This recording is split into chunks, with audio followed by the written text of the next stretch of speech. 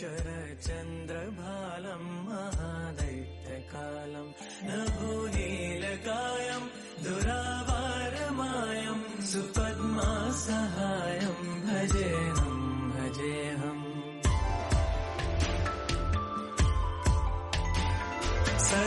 सदाम्भोदिवासं गलपुष्पहासं जगत्सन्निवासं शतादित्यभासं गदाचक्रशस्त्रं लसद्दीप्तवस्त्रं हसच्चारुवक्त्रं भजेऽहम्